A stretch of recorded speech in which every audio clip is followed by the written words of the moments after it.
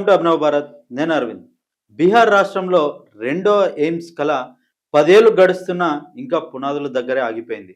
ఇటీవలే సోషల్ మీడియాలో ఒక ఫోటో విపరీతంగా వైరల్ అవుతుంది. ఖాళీ పొలాల మధ్య కేవలం ఒక్క గేట్ నిలబడి ఉంది. దాన్ని చూపిస్తాను, ఒకసారి చూడండి.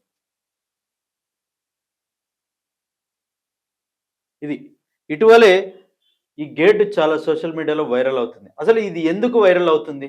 అసలు ఈ గేట్‌కి సంబంధించినటువంటి అంశం ఏంటి? అనేటువంటిది ఈ వీడియో ద్వారా పూర్తిగా తెలుసుకునే ప్రయత్నం చేద్దాం. ఖాళీ పొలాల మధ్య కేవలం ఒక గేటే నిలబడి ఉంది. అదే దర్బాంగ్ ఎయిమ్స్.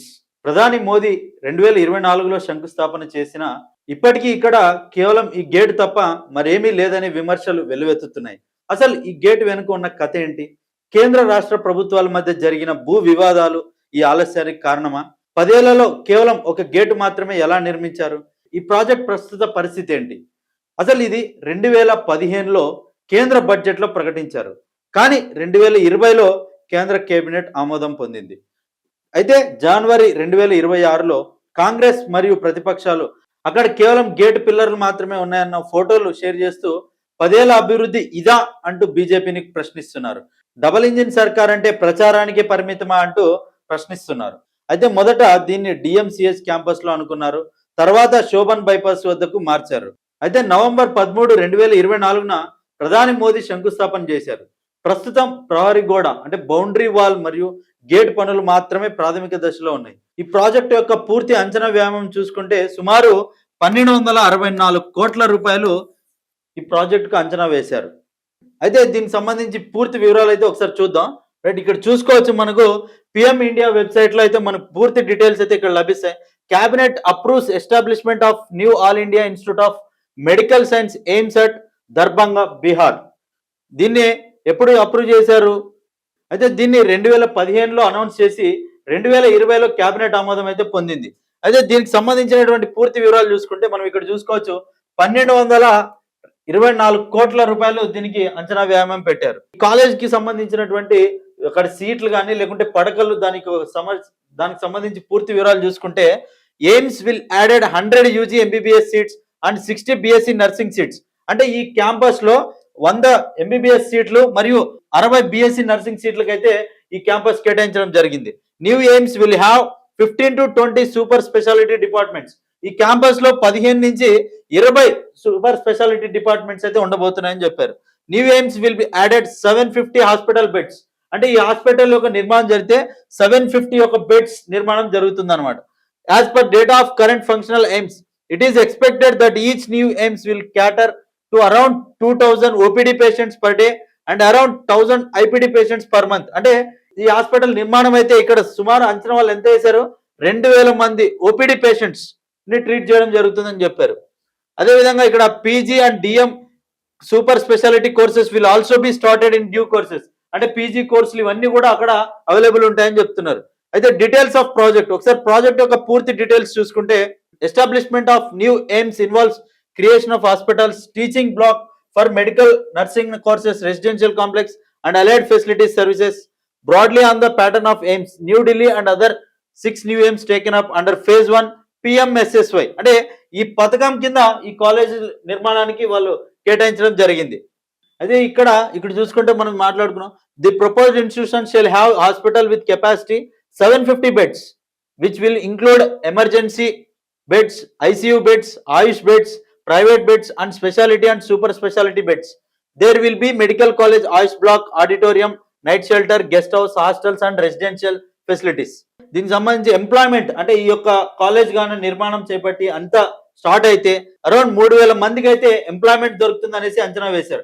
అసలు బీహార్ లో మనం కొద్ది రోజులుగా చూసాము, అక్కడ నిరుద్యోగులు ఎక్కువ అయ్యి అన్ఎంప్లాయ్మెంట్ ఎక్కువ ఉందని చెప్పేసి గత ఎలక్షన్ ముందు కూడా అనేక ప్రచారాలు మనం వార్తల్లో చూసాం. అదే విధంగా మనం మెయిన్ గా ఇక్కడ చూసుకుంటే కేంద్ర ప్రభుత్వం 2014 నుంచి బీజేపీనే ఉంది. ఇక్కడ బీహార్ లో చూసుకుంటే దాదాపు చాలా సంవత్సరాల నుంచి కూడా నితీష్ కుమార్ గవర్నమెంటే ఉంది. అయితే రెండు ప్రభుత్వాలు సేమ్ ఉన్నప్పటికీ ఈ యొక్క మెయిన్ ఎయిమ్స్ అనేటువంటి సంస్థ వైద్యంలోనే అతి పెద్దది దేశంలో. అలాంటి సంస్థ నిర్మాణం జరిగితే అక్కడ ఎంతమందికి ఉపాధి దొరుకుతుంది, వైద్యం ఎంత ఈజీగా అక్కడ లభిస్తుంది అనేటువంటిది అందరికీ తెలుసు. అయినప్పటికీ ఎంతో వెనుకబడి ఉంది అనేటువంటి బీహార్ ప్రాంతానికి ఇలాంటి ప్రాజెక్టు పైన ఎందుకు నిర్లక్ష్యం చేస్తున్నారు? 10 సంవత్సరాలు అవుతుంది. అయితే దీని అంచనా చూసుకుంటే 1264 కోట్ల రూపాయలు అంచనా వేశారు.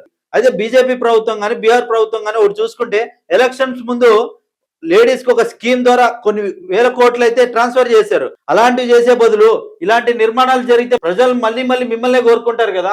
అయితే ఎప్పుడు కూడా బీజేపీ చూడండి అనౌన్స్మెంట్స్ ఉంటది, కానీ దాని ఇంప్లిమెంటేషన్ లో మాత్రం ఫోకస్ ఉండదు. ఇదే కాదు అనేకమైనటువంటి మీరు చూసుకోవచ్చు. యూపీలో ఎయిర్పోర్ట్లు చూడండి, యూపీలో ఎయిర్పోర్ట్లు కన్స్ట్రక్షన్ చేశారు, అక్కడ రైతుల నుంచి భూములు తీసుకున్నారు, కానీ ఆ కన్స్ట్రక్షన్ అయిన తర్వాత వాటిని వినియోగించుకునే దాంట్లో మాత్రం దాన్ని స్టాప్ చేసి పెట్టారు. ఇప్పుడు అక్కడి భూములు ఇచ్చినటువంటి రైతుల పరిస్థితి ఏంటి? ఇదే విధంగా అనేక రకాలుగా బీజేపీ ప్రభుత్వం ఎలా ఉంటదంటే ఏదైనా కానీ ప్రచారం చేస్తుంది, అనౌన్స్మెంట్ చేస్తుంది, దాని ఇంప్లిమెంట్ లో మాత్రం ఫోకస్ ఉండదు. బట్ ఇతర విషయాలు మాత్రం అనేకమైనటువంటి పట్టించుకుంటా ఉంటది. ఫర్ ఎగ్జాంపుల్ మనం మొన్న అనేక విషయాలు చూసుకుంటూనే ఉన్నాం. అంటే ఏంటి, మనం రీసెంట్ గా చూసుకున్నాము ఉపాధి పథకం పేరు మార్పులు కానీ ఇలాంటివి అనేకమైనటువంటి పార్లమెంట్ లో చర్చలు జరుపుతూ ఉంటారు. బట్ ఇంత ఉపయోగకరమైనటువంటి విషయాల మీద చర్చలు ఉండవు. అందుకే మణిపూర్ లాంటి ఎంపీలు ఎంతో ఆవేదన వ్యక్తం చేశారు, వాళ్ళు పట్టించుకోవట్లేదని చెప్పేసి కూడా. అంటే ప్రజాధనంని చాలా రకాలుగా ఇన్వెస్ట్ చేస్తున్నారు, కానీ దాని ఆచరణలో మాత్రం పెట్టడం లేదు. అయితే ఇక్కడ చూసుకుంటే దీని వికీపీడియాలో కూడా ఒకసారి చూసుకోండి. ఈ వికీపీడియాలో కూడా ఇక్కడ ఉంటుంది చూడండి. It is the second AIIMS of Bihar being constructed approximately at a cost of 1264 crores. చూసా 1264 కోట్ల వ్యయం దీనికోసం అంచనా వేశారు. అదే ఇది సుమారు the government of Bihar handed over the 187 acres of land the central government in 2024.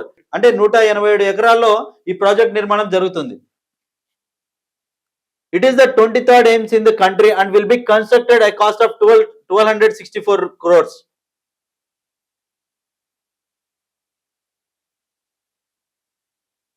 ఇక్కడ చూడండి పూర్తిగా ఇచ్చారు. The proposal of the Darbhanga AIIMS second AIIMS in Bihar was announced by Arun Jaitley, the first finance minister in prime minister Narendra Modi government in the 2015-16 union budget.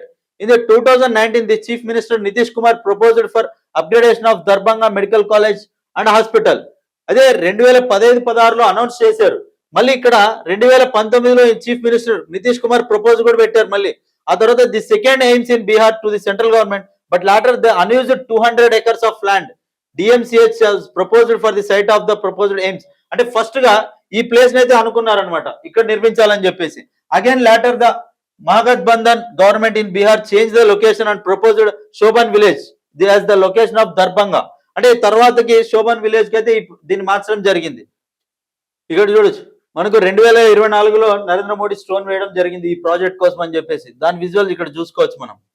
Gathering of the leaders from Bihar along with the prime minister Narendra Modi and chief minister Nitish Kumar during the occasion of laying foundation of the medical institution. ఏదైతే ఈ college ఉందో దానికి foundation వేయడానికి అయితే అప్పుడు రావడం జరిగింది. అయితే మనం చూసుకుంటూనే ఉన్నాం ఇలాంటి ప్రాజెక్టులు. అంటే వైద్యం సామాన్యుడికి అందాల్సిన అవసరం, వైద్యం, విద్య, రైతు వీళ్ళందరూ దేశానికి చాలా కీలకం. అంటే మనిషి బతకాలంటే వైద్యం అవసరం, మనిషి ఎదగాలంటే, మనిషి అభివృద్ధి చెందాలంటే విద్య కూడా అంతే అవసరం. అదే విధంగా మనం తినాలంటే రైతు కూడా అంతే అవసరం. సో వీరి పట్ల కావాల్సినటువంటి వాటి ప్రాజెక్టులను ఎప్పటికప్పుడు పూర్తి చేస్తూ ఉంటే మన దేశం అభివృద్ధి చెందుతుంది, దేశంలో ప్రజలు బాగుంటారు. అప్పుడు మనం ఎప్పుడు కూడా జీడిపి అంకెల్లో చూపించి దేశం అభివృద్ధి చెందింది అనుకోవడం కాదు. ఇలాంటి వాటి సామాన్యులకు అన్నిటినీ సాధారణంగా దొరికే విధంగా ఉన్నప్పుడే దేశం అభివృద్ధి చెందుతుంది, దేశం అభివృద్ధి చెందినట్లుగా కనిపిస్తుంటది. ఎందుకంటే మనం ఇప్పటికీ చూసుకుంటున్నాం హాస్పిటల్స్ లో ఒక డాక్టర్ ఉంటాడు, కానీ 100లో పేషెంట్స్ ఉంటారు. ఎంతమందినైనా ఆయన కూడా చూడగలడు. కాబట్టి డాక్టర్ల కొరత ఉంటది, అదే విధంగా హాస్పిటల్ కొరత కూడా ఉంటది. ఇలాంటివి నిర్మిస్తే అనేక మంది డాక్టర్లు నియమించబడతారు, చాలా మందికి ఎక్కువ వైద్యం లభిస్తుంది. అదే విధంగా పెద్ద పెద్ద ట్రీట్మెంట్స్ కావాలంటే ఇలాంటి ఎయిమ్స్ లాంటి వైద్య కళాశాలలు కానీ, ఎయిమ్స్ లాంటి వైద్య ఆసుపత్రులు రావడం వల్ల సాధారణ ప్రజలకు ప్రభుత్వం ద్వారా వైద్యం సులభంగా దక్కుతుంది అనమాట.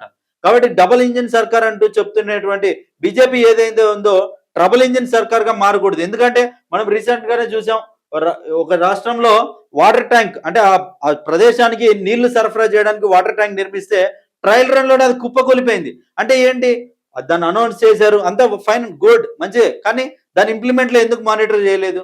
అది ఇంప్లిమెంట్ లో కరెక్ట్ గా మానిటర్ చేసి ఉంటే, ప్రజాధనం వెచ్చించినప్పుడు దానిపైన కరెక్ట్ గా మానిటర్ సిస్టమ్ ని కానీ పెట్టుంటే, అధికారుల పర్యవేక్షణలో చూసుంటే ఆ రోజు అది కూలేదా?